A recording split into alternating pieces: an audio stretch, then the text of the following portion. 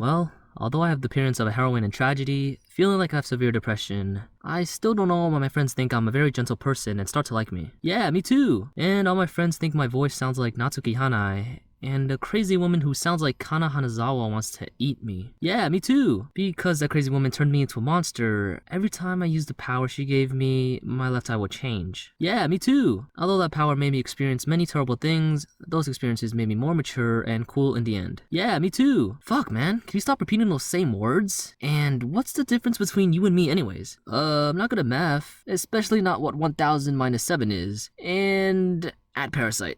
Makes sense. This anime is simply about the protagonist having the ability to become a toy. The heroine discovers the protagonist's secrets, and by threatening him, she enters his body, and they participate in a battle royale-like game to collect coins and try to end the game. Although the story sounds serious, the actual performance of this anime is a bit subtle. Friendly reminder, you'd better wear your headphones when watching because sometimes this anime will not be any lower than interspecies reviewers. But as an action anime, the fighting portions in the second and last episodes are excellently produced. Whether it's the feeling of the blows or the animation, it's definitely top tier in all of 2020 so far. If you like to watch action anime, I highly recommend this. But please remember that the protagonist of this anime is that type of very emotional character, always in a state of worry and fear. Like the type where if someone is beating him up, he's worried if the other person's hand got injured. And all the output in fights depends on the heroine. Are you sure that the personalities of these two weren't switched?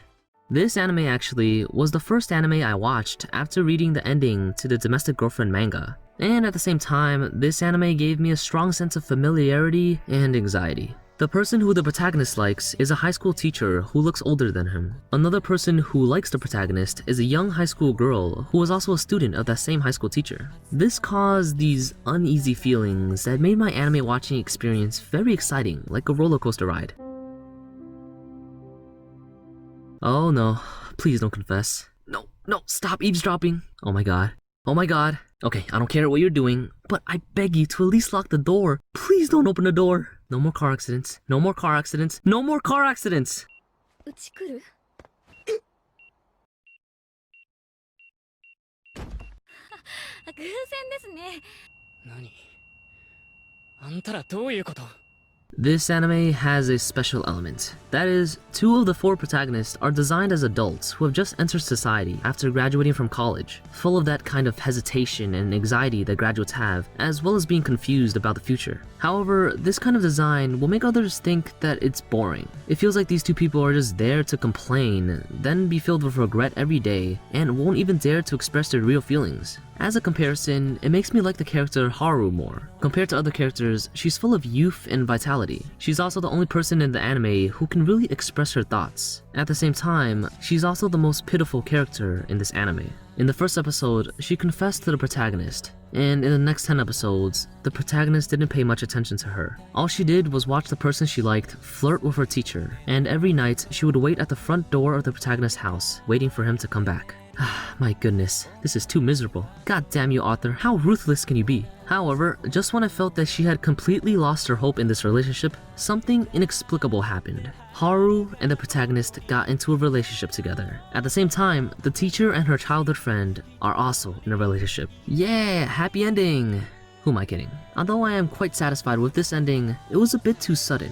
It feels like the description of the emotional drama in the previous 11 episodes all got subverted within 5 minutes. It's like the last time I played League of Legends nexusblitz mode, when our base was being demolished for more than 10 minutes by the enemy team, and everyone decided to surrender, when suddenly, 10 seconds later, the opponent's nexus explodes. GG. But on the other hand, all the actions and details of this anime are described very delicately. If you just watch the artwork without thinking about the plot, you'll enjoy it very much. But if you look forward to watching the plot and the triangle love relationship between the characters at the same time, then you will definitely feel very tangled and pain. There's not even an opening song as an intermission. In conclusion, I thought that after watching Domestic Girlfriend, I would have some immunity to the same type of anime.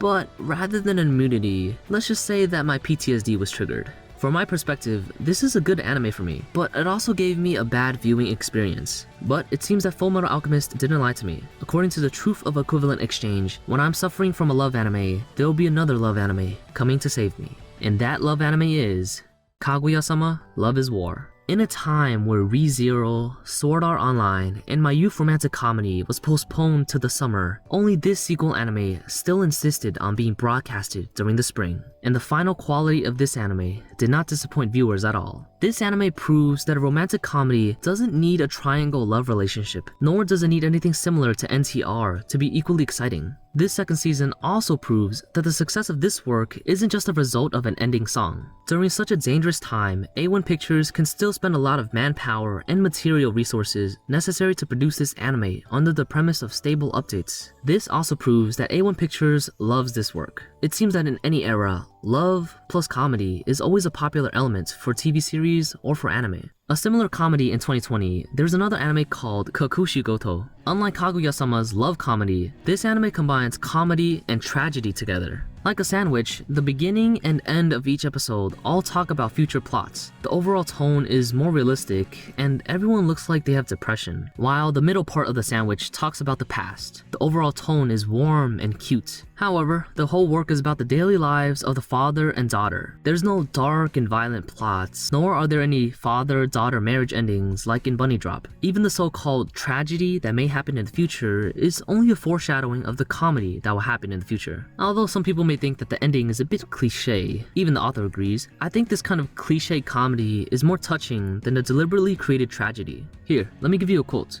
まあでも僕これで結構な読み手なので、もう先の展開読めちゃうっていうか、泣かせに来てるって気づくとしらけちゃうんですよね。あ、ほら来ましたよお涙展開。チープだな。A few moments later.